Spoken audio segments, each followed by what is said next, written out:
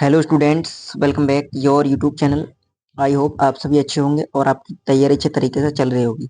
जैसा कि आपने थंबनेल में देख ही लिया है, आज हम बात करने वाले हैं structure of nucleotide, nucleic acid के स्ट्रक्चर या संरचना की बात करने वाले हैं, जिसमें मोस्टली हम समझने वाले हैं डीएनए को, उसकी संरचना की हम बात करेंगे। तो देर न करते हुए वीडियो को शुरू कर लेते हैं। तो इसमें हम डीएनए की संरचना की बात करने वाले हैं। तो देखते हैं स्ट्रक्चर ऑफ न्यूक्लिक एसिड, जिसमें डीएनए और आरएनए शो किए गए हैं। डीएनए जो होता है वो पॉलीन्यूक्लियोटाइड श्रृंखलाओं से मिलकर बना होता है, दो पॉलीन्यूक्लियोटाइड श्रृंखलाओं जैसे डबल स्ट्रैंडेड है। सेकेंडरी स्ट्रक्चर होता है ये पॉली न्यूक्लियोटाइड श्रृंखलाएं। पॉली न्यूक्लियोटाइड श्रृंखलाओं के मध्य हाइड्रोजन बॉन्ड से क्या होते हैं, बेस के मध्य हाइड्रोजन बॉन्ड होते हैं, उनसे ये दोनों श्रृंखलाएं आपस में जुड़ी रहती हैं। आरएनए की हम बात करें तो आरएनए क्या है, सिंगल स्ट्रैंडेड है, प्राइमरी स्ट्रक्चर है ये इसका। अब देखेंगे जो पॉली न्यूक्लियोटाइड श्रृंखला है, पॉली का अर्थ होता है बहुत, पॉली का अर्थ क्या होता है, मैनी या फिर बहुत से न्यूक्लियोटाइड इसमें हैं। जैसे आप यहाँ देख पा रहे होंगे, 1 2 3 4 ऐसे करके बहुत काफी संख्या में न्यूक्लियोटाइड होते हैं, उनके जुड़ने से पॉली न्यूक्लियोटाइड श्रृंखला बनती है और एक दो पॉली न्यूक्लियोटाइड श्रृंखलाओं के मिलने से डीएनए बनता है। अब यहाँ पर अगर हम एक न्यूक्लियोटाइड को निकालकर यहाँ देखें, ये अनेकों न्यूक्लियोटाइड है, एक अगर न्यूक्लियोटाइड की हम बात करें तो जो एक न्यूक्लियोटाइड होता है वो किस किस से मिलकर बना होता है उसकी बात यहाँ पर की गई है। तो ये जो न्यूक्लियोटाइड है इसमें होती है शुगर, होती है पेंटोस शुगर, नाइट्रोजिनस बेस और फॉस्फेट, फॉस्फोरस या फॉस्फेट ग्रुप, या फिर हम कह सकते हैं फॉस्फोरिक एसिड इसमें होता है। ये तीन घटक मिलकर निर्माण करते हैं किसका, न्यूक्लियोटाइड का निर्माण करते हैं। इसके बाद अगर हम देखें, सबसे पहले हम बात करते हैं पेंटोस शुगर की। तो पेंटोस शुगर क्यों बोला जाता है इसको, क्योंकि इसमें क्या होते हैं, 5 कार्बन होते हैं। तो ये 5 कार्बन वाली शर्करा होती है, शुगर होती है। अगर हम आरएनए की बात करेंगे तो आरएनए में जो शुगर पाई जाती है वो राइबोस शुगर होती है, डीएनए में पाई जाती है डीऑक्सी राइबोस शुगर।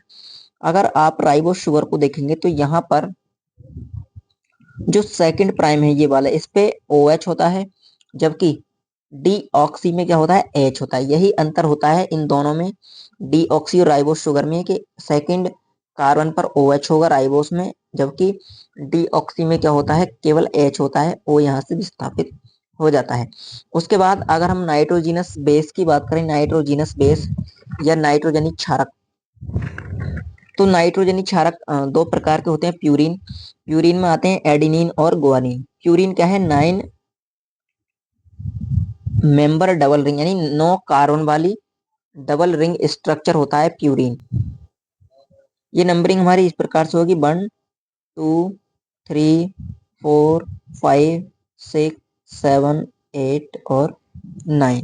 तो अब आप देखेंगे कि जो 5 प्राइम है उसको छोड़कर जितने भी ऑड नंबर हैं सभी पर नाइट्रोजन होगा। पहले पर भी होते हैं इसमें एडिन, इसमें होते हैं एडिनिन और गुआनिन। अगर एडिनिन की बात की जाए, एडिनिन का दूसरा नाम होता है 6 अमीनो प्यूरिन और गुआनिन का होता है 2 अमीनो 6 ऑक्सो प्यूरिन।